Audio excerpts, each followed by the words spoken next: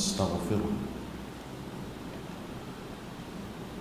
ونؤمن به ونتوكل عليه ونعوذ بالله من شرور أنفسنا وسيئات أعمالنا من يهده الله فلا مضل له ومن يضلل فلا هادي له أشهد أن لا إله إلا الله وحده لا شريك له وأشهد أن محمدا عبده ورسوله اللهم صل على محمد وعلى آله وأصحابه ومن تبعهم بإحسان إلى يوم الدين قالوا سبحانك لا علم لنا إلا ما علمتنا إنك أنت العليم الحكيم ولا حول ولا قوة إلا بالله العلي العظيم اللهم أنت سهل إلا ما جعلته سهلا وأنت تجعل الحزن إذا شئت سهلا رب اشرح لي صدري ويسر لي أمري واحلل عقدة من لساني يفقهوا قولي رب يسر ولا تعسر وبتمم بالخير. Alhamdulillah, syukur pada Allah kerana pada malam ini kita dapat bersama-sama dan mudah-mudahan pertemuan kita diberkati, dirahmati oleh Allah Subhanahu wa taala. Saya minta maaf tak pakai mask ni masa kuliah sebab jadi lemah. Bercakap tu jadi lemah, tak boleh nak bercakap mana. Dan kalau buka tu rasa happy sikit bercakap. Kalau pakai mask ni mungkin kuliah dah 5 minit je lah. Kalau tak pakai gini ni boleh sejam. Tapi malam ni kita isyak kita berhenti tu kerana itu arahan daripada ulul amri supaya berhenti masa waktu isyak. Dan sebagaimana biasa bahawa kita amalkan hidup yang sihat dengan kita banyak membina tubuh kita dengan makanan yang sihat kerana kita menghadapi wabak penyakit ini, yang mana negeri Perlis sendiri pun ada kluster yang baru yang masih lagi dalam siasatan tetapi tidaklah begitu besar. Namun begitu, kalau kita pakat jaga semua, insya-Allah Allah Subhanahu wa taala akan angkat bala dan wabak ini dengan cepat, insya-Allah. Baik. Setelah lama kita berhenti akibat daripada virus ini, qadarullah, ditakdirkan oleh Allah taala, pada malam ini kita sambung lagi pengajian kita tafsir suratul Baqarah pada ayat yang ke-260. Setelah saya menyebut bagaimana contoh Allah Subhanahu wa taala, kekuasaan Allah Subhanahu wa taala di atas Al-Hayyul Qayyum, itu huraian kepada ayatul kursi, Allahu la ilaha illa huwal hayyul qayyum. Lepas daripada itu pun kita telah bincang la ikraha fid din, dan kita telah bincang juga Allahu waliyul ladzina amanu yukhrijuhum minaz zulumati ilan nur.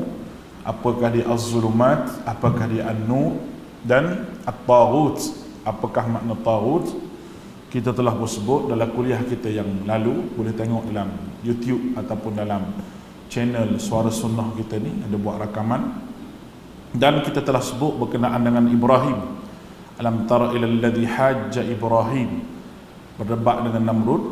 Dan kita telah sebut bagaimana Nabi Daniel, salah seorang daripada Nabi, ditunjukkan oleh Allah Subhanahu wa taala bagaimana hidupkan bandar yang telah mati terkubur lama.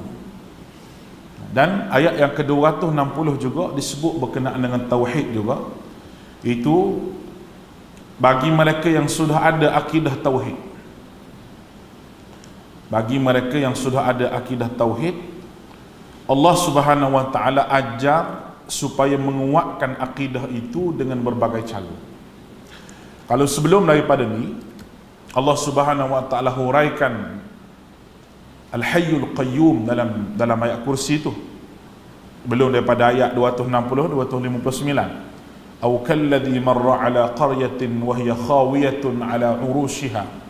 Tu bagaimana orang boleh berfikir benda yang hancur lebur boleh jadi orang balik, boleh jadi makhluk balik, boleh jadi penciptaan yang baru di hari akhirat. Maka itulah satu perkara yang tidak boleh diterima oleh musyrikin Mekah. Allah Ta'ala tunjuk contoh pada dia, lebih daripada tu lagi aku boleh buat. Itu apabila Allah Ta'ala bangkitkan Nabi, katanya Nabi Daniel, Nabi tersebut, bahawa makanan dan minuman yang patut basi 2-3 hari tiba-tiba tak basi. Himar dia hancur lebur tinggal tulang. Ini kekuasaan daripada Allah Ta'ala. Baik, ayat 260 saya sebut tadi adalah salah satu daripada cara untuk menguatkan akidah, iaitu dengan tafakkaru fi khalqillah, dengan memikir berkenaan dengan kejadian Allah Subhanahu Wa Taala.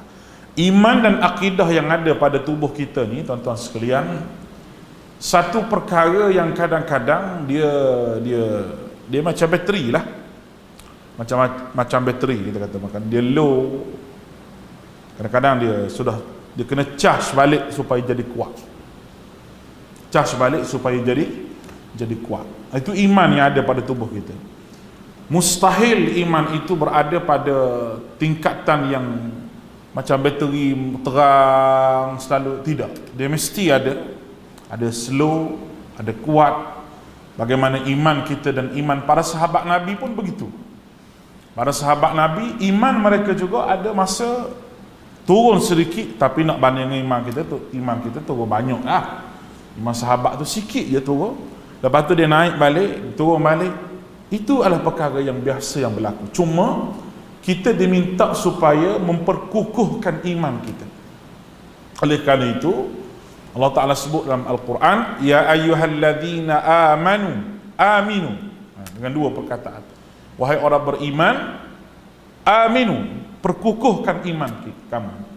Begitu juga dengan sabar. Allah Ta'ala sebut dua juga, ya ayyuhalladzina amanu sabiru wasabiru.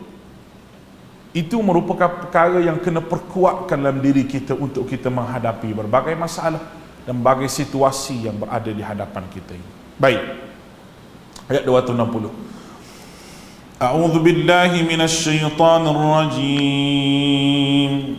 وَإِذْ قَالَ إِبْرَاهِيمُ رَبِّ أَرِنِي كَيْفَ تُحْيِي الْمَوْتَى قَالَ أَوَلَمْ تُؤْمِنْ قَالَ بَلَى وَلَكِنْ لِيَطْمَئِنَّ قَلْبِي قَالَ فَخُذْ أَرْبَعَةً مِنَ الطَّيْرِ فَصُرْهُنَّ إِلَيْكَ ثُمَّ اجْعَلْ جزءا ثم ادعهن يأتينك سعيا واعلم أن الله عزيز حكيم. Cerita berkenaan dengan Nabi Ibrahim. Wa idh qala Ibrahim rabbi arini kaifa tuhyil mauta. Wa idh makna dan ingat. Saya selalu sebut dan kita pernah sebut dah dalam Al-Quran, lepas daripada wa'id mesti ada cerita penting. Wa'id bawwa'na, wa'id qala Musa, wa'id ta'adzana, semua wa'id tu mesti ada cerita penting lepas daripada tu. Cerita pentingnya wa'id qala Ibrahim, dan ingatlah ketika Allah Ta'ala menyeru Ibrahim, Nabi Ibrahim merayu dengan berkata, Ibrahim sebut, Rabbi arini kaifa tuhyil mauta, wahai Tuhanku, perlihatkan kepada aku bagaimana engkau kaifa tuhyil mauta, menghidupkan orang yang mati.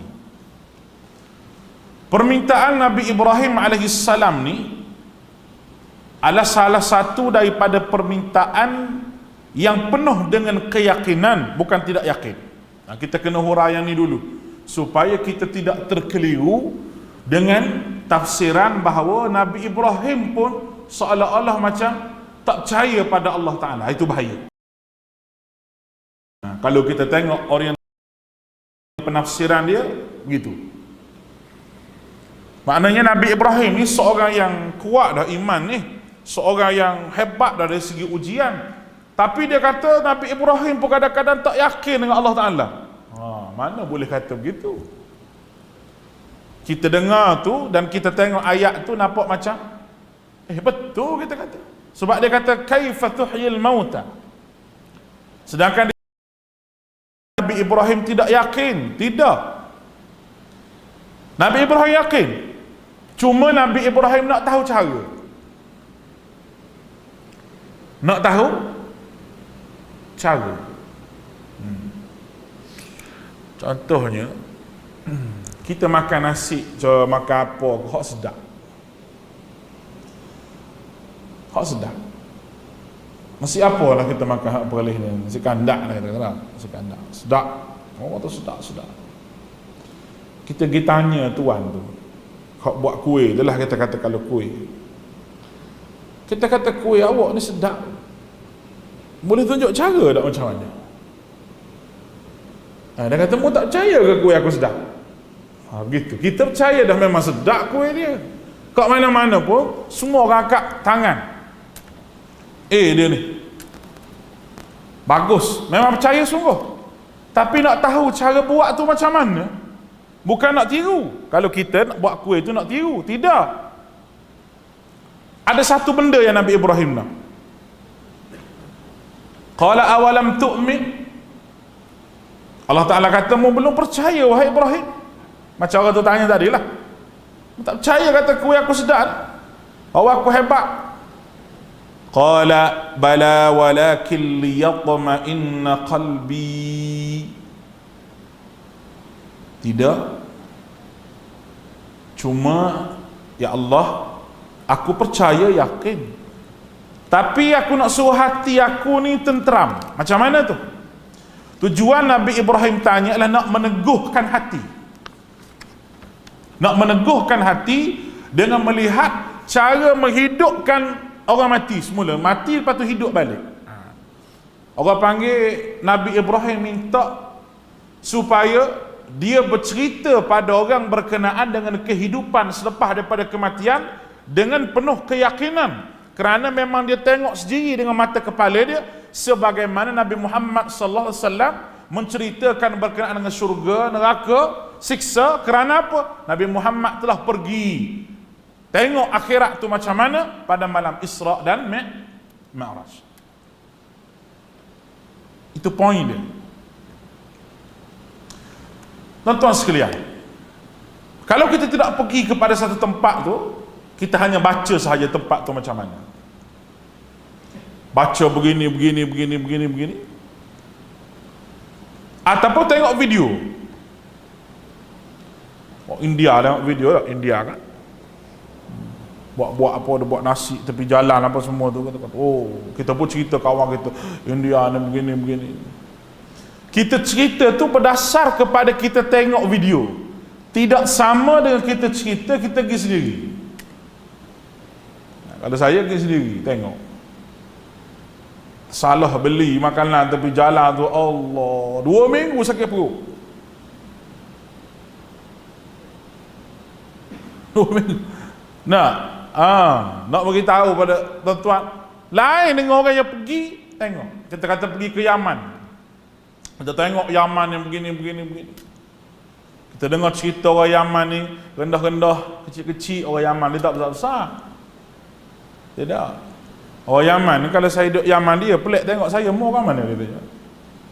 Walaupun dia tu orang Arab dah kita kata dia ni besar-besar lah. Tempat dia kecil-kecil. Orang Yaman besar-besar orang kita ni je, kecil-kecil. Orang baik-baik. Bila kita pergi sini, kita tengok, lain dengan kita dengar orang cerita. Dan kita nak bercerita kepada orang balik apa yang telah orang cerita kepada kita adalah tidak sama dengan kita tengok sendiri, kita nak cerita pada orang lain. Benda yang kita alami, kita cerita benda tersebut dengan penuh perasaan. Tidak sama dengan orang yang tidak alami benda tu. Seorang motivator, bila dia berceramah, dia alami sendiri macam mana Perniagaan dia runtuh, macam mana perniagaan dia jatuh bangun 3 kali, dia kata jatuh. Dia akan bercerita dengan penuh bersemangat, supaya, sebab apa dia bercerita penuh semangat tu? Kerana dia alami benda tu. Anak kita baru nak kahwin, dia tanya ayah macam mana, ayah kahwin ni macam mana. Kita boleh cerita kepada anak kita, kahwin ni susah, kena cari rezeki, aku nak besar kamu lagu ni. Kita boleh cerita dengan penuh perasaan, sebab kita alami benda tu. Begitu Nabi Ibrahim AS. Dia tengok, supaya hati dia cerita pada orang, hati dia, mulut dia cerita pada orang ramai, hati dia betul-betul puas. Sebab apa? Sebab memang dia tengok dan dia alami sendiri perkara tersebut. Ini bukan bermakna Nabi Ibrahim tidak kenal Allah, Nabi Ibrahim tidak percaya pada Allah. Tidak, itu bukan tafsiran dia. Allahu Akbar.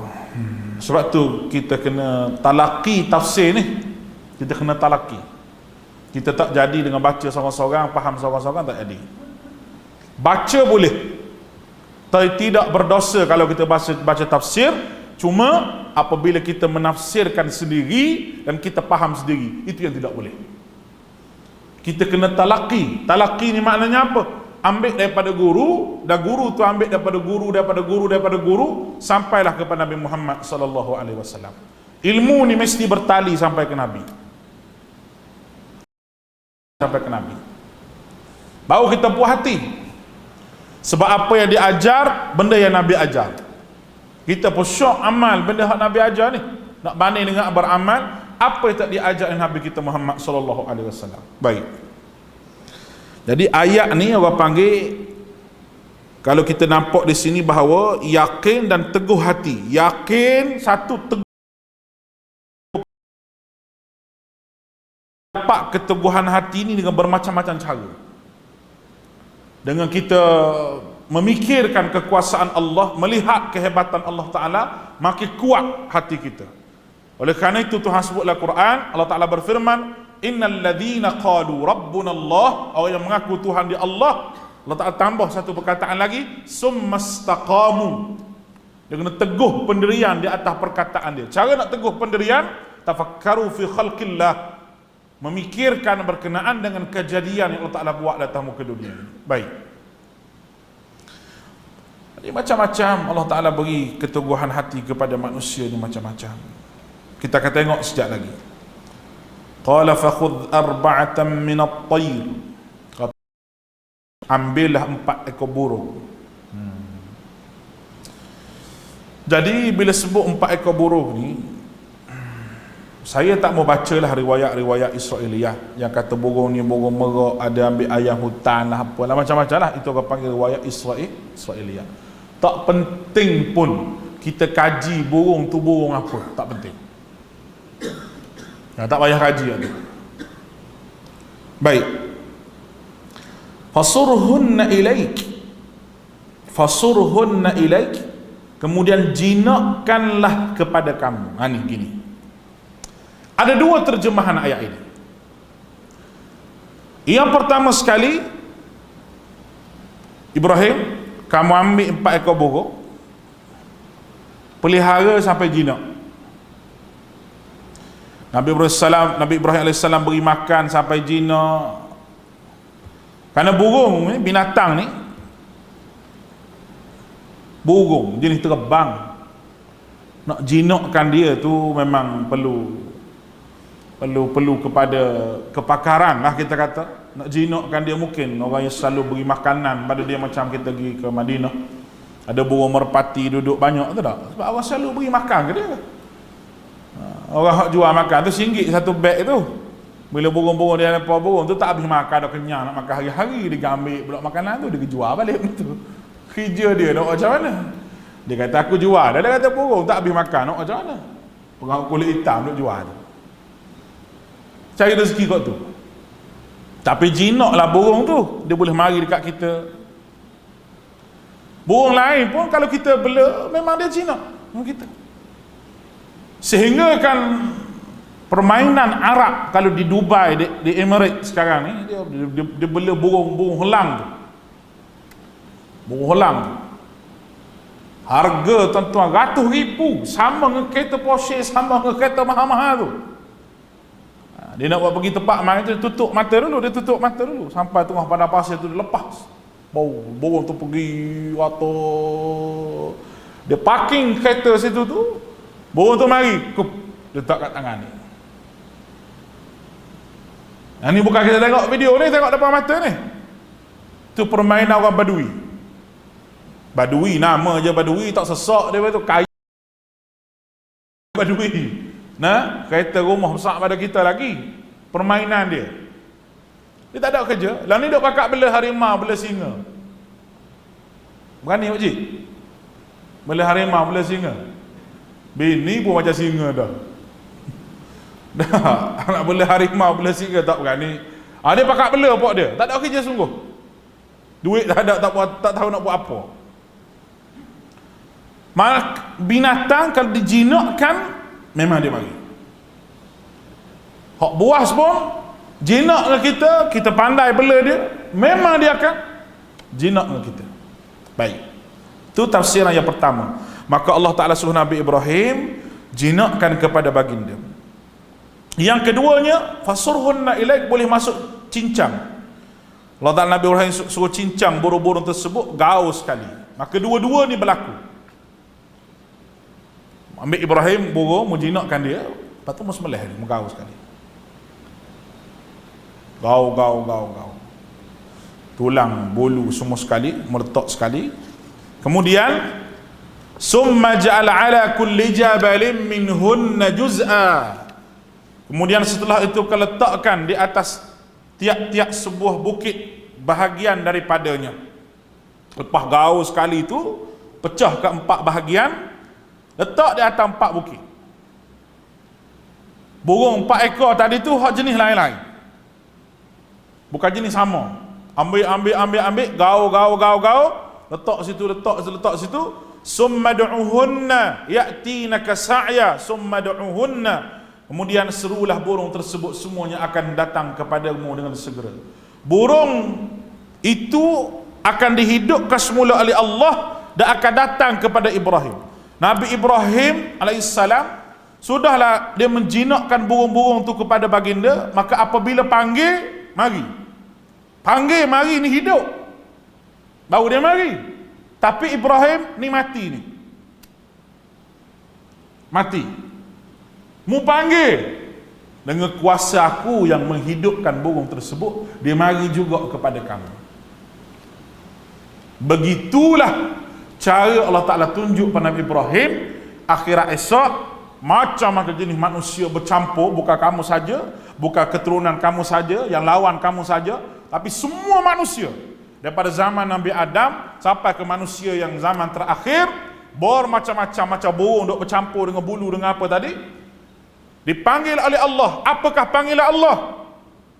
Wa nufikha fis sur فَإِذَا هُمْ مِنَ الْأَجْدَاسِ إِلَى رَبِّهِمْ يَنْسِلُونَ. وَنُفِخَ فِي الصُّورِ, apabila tiup sangkakala yang kedua, semua pakak lari. Sebagaimana Ibrahim, kamu panggil burung yang kamu pelihara tadi, begitulah manusia aku cantum balik, nak jadi tambah bulu macam mana, nak orak macam mana, semua tu Allah Ta'ala tunjuk. Mari dekat kamu burung seekor. Kalau kira logiknya Ibrahim, kalau kamu gaul semua tadi, tak hari dah. Tidak ada apa gaul semua dengan bulu burung tu, capur dengan burung ni, daging sama. Kita nak dapat beza macam mana? Betul tak? Kalau daging lembu, daging kambing, boleh beza lagi. Kalau unta dengan kerbau, cuba campur sekali. Daging unta dengan daging kerbau memang bertukar. Ada jemaah pergi umrah dengan saya gitu je. Dia tak makan, ustaz kata tak makan unta, ustaz. Dia kata, buat apa? Makan, kita pergi ladang unta, ustaz. Teruk lah kata unta. Dia tengok kotor lah unta tu. Mari, saya kata ni dot muka unta ni, saya kata ni lembu carole dia. Mendekat sama juga, lembu tu besar kan. Dia makan ke dia.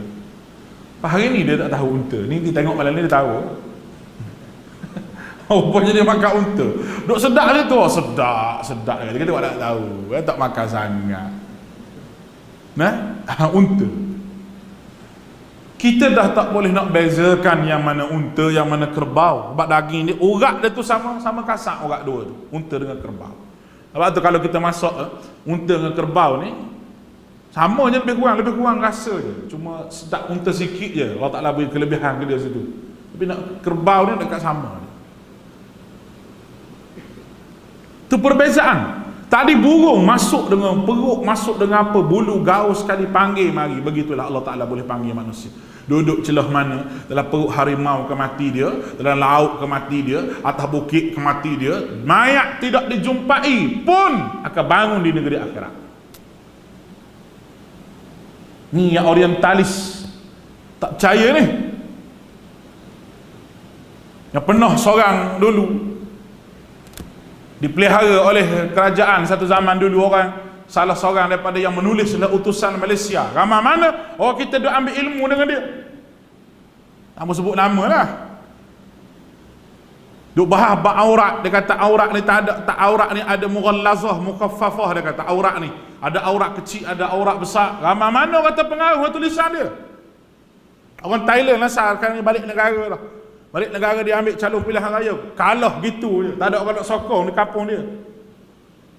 2-3 minggu lepas dia bising lagi. Dia duk kata pengaruh Wahabi di Thailand, pengaruh Wahabi. Dia cakap lagi orang tua ni tak mati lagi, saya kata. Itu salah seorang daripada yang menulis berkenaan dengan mempertikaikan azab kubur.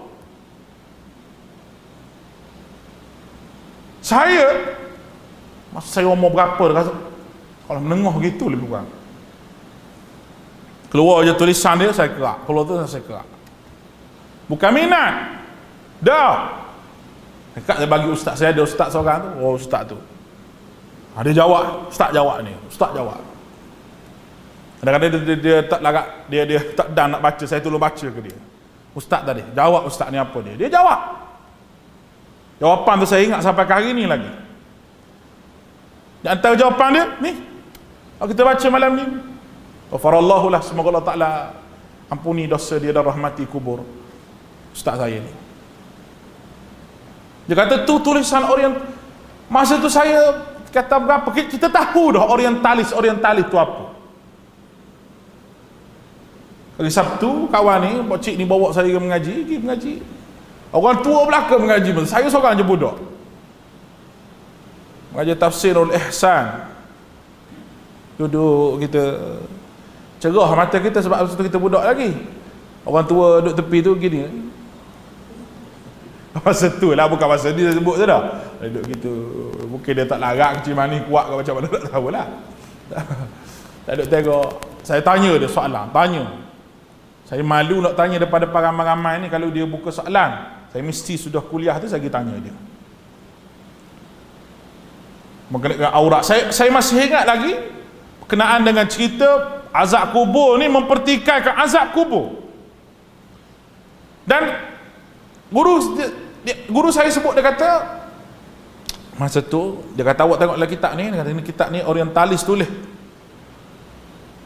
Masa tu kita tak ada kemudahan akses ni, tak ada internet apa kan, akses tu tidak ada. Dalam hati saya kata, bilalah aku nak dapat kitab ni. Kata tu ada tak kitab ni? Dia kata tak ada, dia kata, tapi adalah, dia kata duk baca zaman dulu, dia kata ngaji dulu.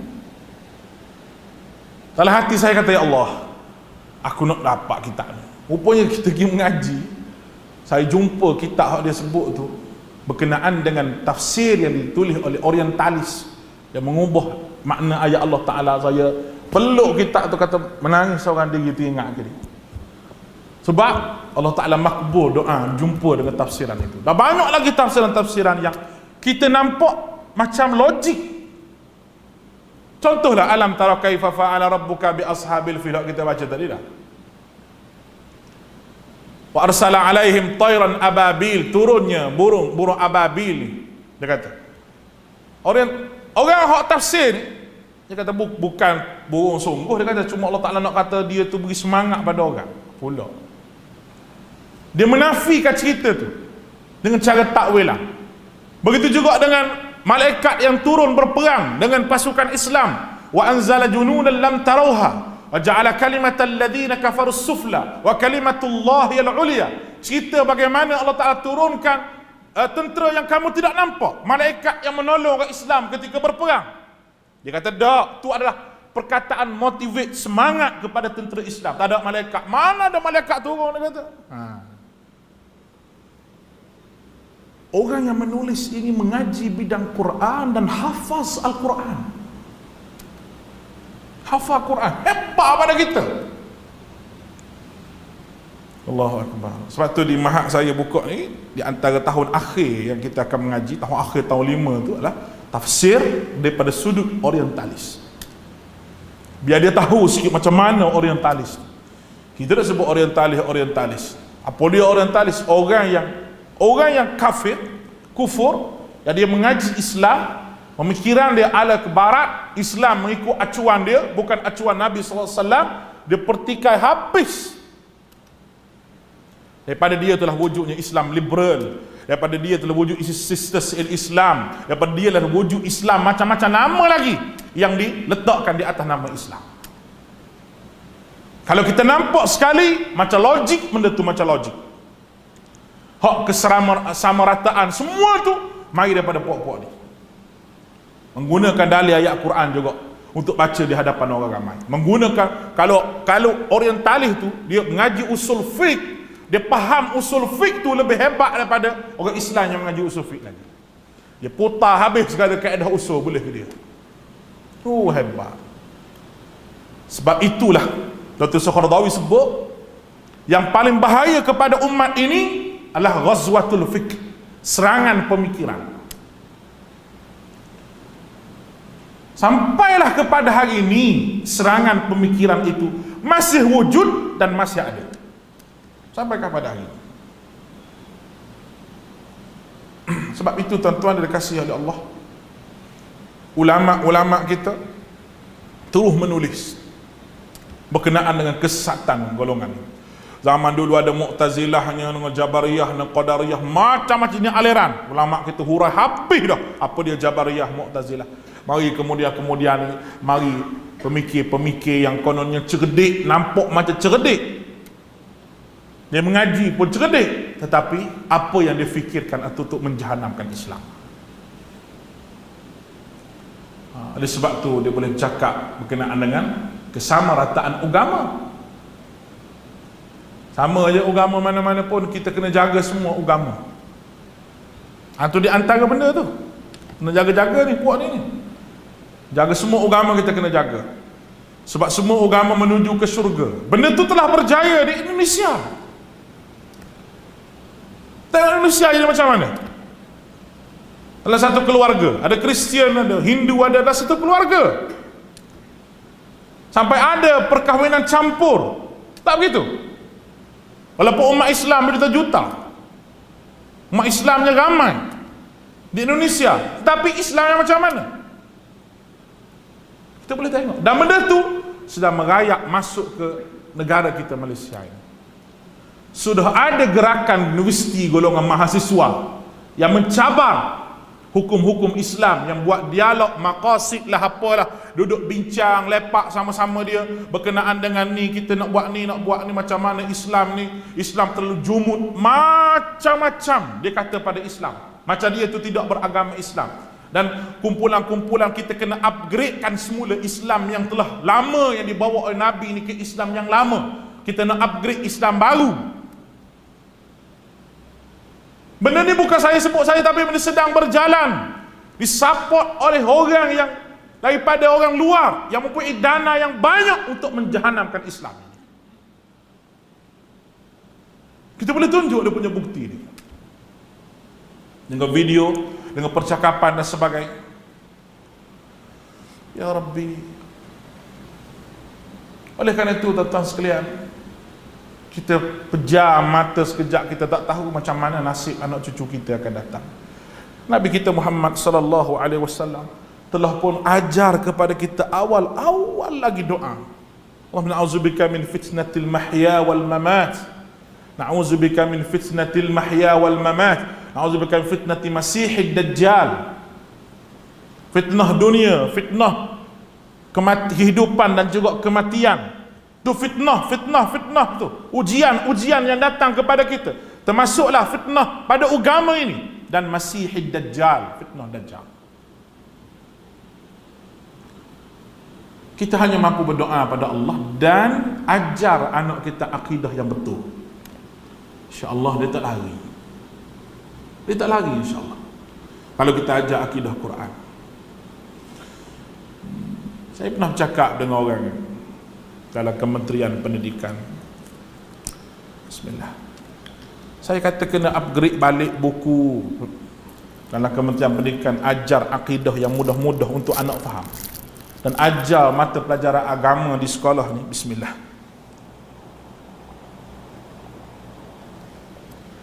Bukan ajar untuk ambil peperiksaan semata-mata, tidak, tapi ajar untuk memahami agama. Ni ajar untuk ambil exam je. Dulu. Musibah kepada umat ini terlalu banyak. Baik. Akhirnya Allah Ta'ala kata, summad'uhunna ya'tinaka sa'ya wa'lam anna Allah azizun hakim. Dah ketahuilah dua nama Allah, Aziz yang maha kuasa, Hakim lagi maha bijaksana. Allah berkuasa melakukan apa saja. Maka sekarang Nabi Ibrahim AS boleh nampak dengan mata dia sendiri, walaupun telah hancur, tapi Allah Ta'ala boleh buat. Allah Ta'ala boleh buat. Sebab dia Al-Aziz, sebab dia Al-Hakim. Al-Aziz yang kuasanya tidak ada tolak banding. Manusia ni kuasa terhad. Terhad tak terhadnya, siapa tak cukup majoriti nak buat kerajaan tak boleh. Sebab terhad kuasa. Lah sistem demokrasi. Hak ni kata dia majoriti, hak ni kata dia majoriti. Hari ni kata kawan ni lebih, hari ni kata kawan ni duk berebut kuasa hari-hari. Duk ratibnya bukan la ilaha illallah, duk mengatiknya PM. Rakyat mati sorang-sorang kebulu kena Covid. Pemimpin duk buat apa? Duk berebut kuasa, duk jaga perut dan mata darah. Kerja pemimpin akhir zaman dan negara. Boleh gitu? Nak marah-marah pergi. Sabarlah dulu. Nak kuasa tak kuasa pun, lesar masalah rakyat. Kawan ni tu hak kita dengar tu, artis mati melahirkan anak kena Covid. Glamour cerita dia sebab dia artis. Sebab dia artis pakcik. Tu hak tidak artis duduk kampung tu. Suami mati, selang 2-3 hari isteri pula meninggal, tinggal anak-anak kecil sebab Covid. Sebab Covid. Mayat 2-3 hari duduk di rumah mayat tu. 2-3 hari duduk di situ. Sebab nak test dulu Covid ke tak Covid. Mati dengan mengejut ramai. Tiba-tiba di rumah mati. Pergi di hospital kena Covid. Awal kampung nak urus tak boleh. Sebab mayat Covid diurus. Dia je kena urus. Kita tak boleh urus sebab jangkit. Angka kematian hari-hari rakyat mati. Tiba-tiba pemimpin boleh fikir nak kekuasa hari-hari. Pemimpin apa ni? Tak ada maruah. Pemimpin apa? Rakyat tengah susah duk fikir benda-benda begini. Sepatutnya yang membangkang kena jadi pembangkang yang baik. Kami pihak pembangkang, tak apalah majoriti tak majoriti, kerajaan mana-mana pun tak apalah. Saya nak tolong kerajaan. Beri arahan pada saya. Kerajaan kata kita terima pendapat pembangkang yang baik. Dah. Masuk parlimen mungkin lebih pada zu negara. Apa benda ni? Saya ada persatuan di Perlis ni. Bukan saja kita bantu orang Perlis ni, Persatuan Kebajikan Sejahtera Perlis. Saya jadi pengerusi persatuan sah. Kita ada Facebook, kita tengok siapa hak susah kita bantu. Baru ni kawasan Mata Ayak kita pergi, dapat dana sikit, kita akan bantu kawasan lain. Termasuklah di luar daripada Perlis pun kita bantu. Orang susah ramai tuan-tuan. Mesej telefon saya ni, kita salah letak nombor telefon kita situ. Siang malam, ustaz tolonglah. Apa? Ni hilang, pampers tak ada, ni susu tak ada, hak ni tak ada. Nak apa?